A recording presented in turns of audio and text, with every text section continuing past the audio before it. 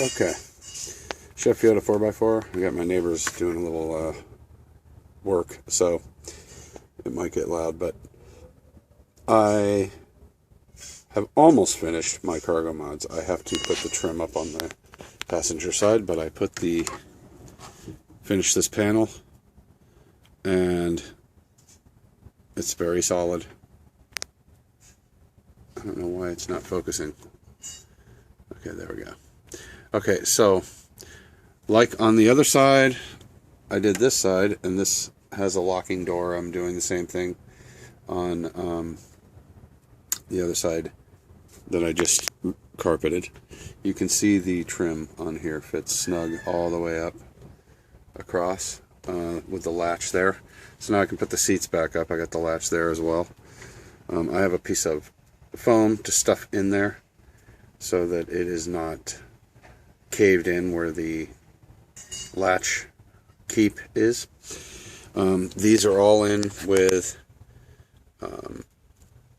T-nuts that pull into wood and lock tight. I can't even explain how tight these are in there. They are not going to come out.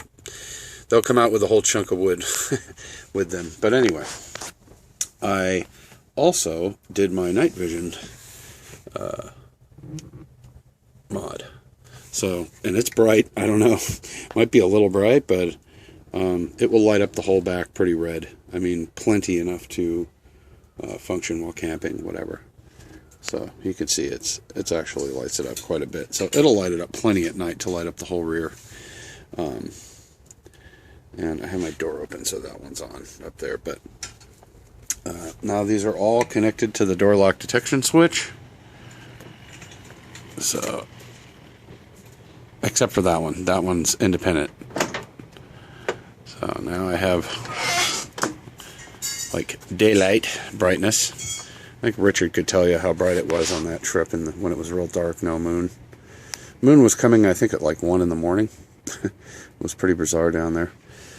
So I have all that light plus this one, which is very bright. And that's all the light I'll ever need. It's plenty. You know, I thought about doing a lot of things like putting the 10 there. Or putting the 10 there. I really want the cargo space back here, so I'm not going to do that. I didn't miss it too much, and now that I have the Polk DXI 690s in here, they're incredible sound and really good bass for the money too. They're phasing out to the next series next year.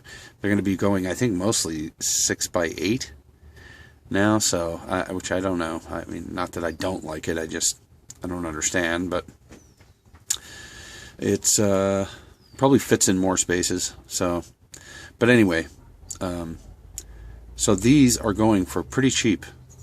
The trim, like I said, will be going on over here.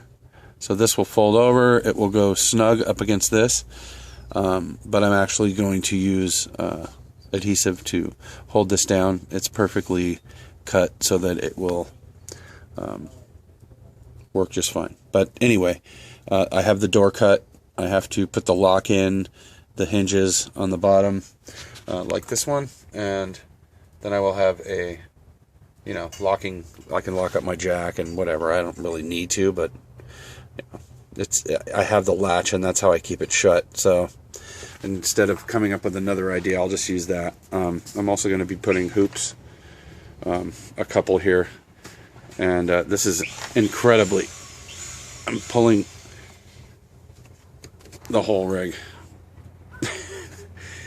So just like the Comfort, it's actually very tight. You can see how snug that is to the roof, as close as I could get it, right? That's completely sealed, so now I'm good to go. All those mods are pretty much done. I could even be happy with this for now. But I have to hot knife the edge, just the edges, and then I'll be doing the door, so with the lock and everything. So anyway, I just wanted to share that that's done, and I think it looks pretty good.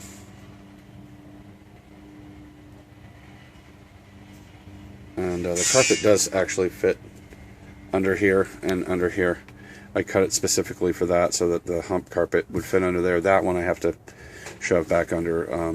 Then I have to get more of these push pins because these are actually not quite long enough, the ones that I use here, but they are working. They're holding it in tight. It's just, you know.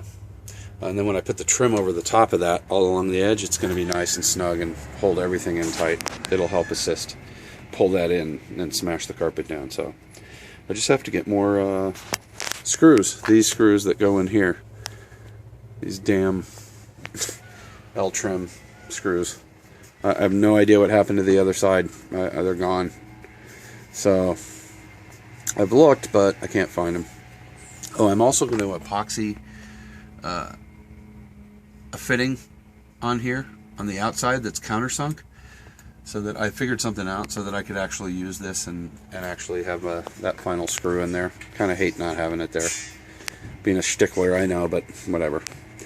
So let me know what you think. I think it came out pretty good. It's really solid. Again, Richard can testify to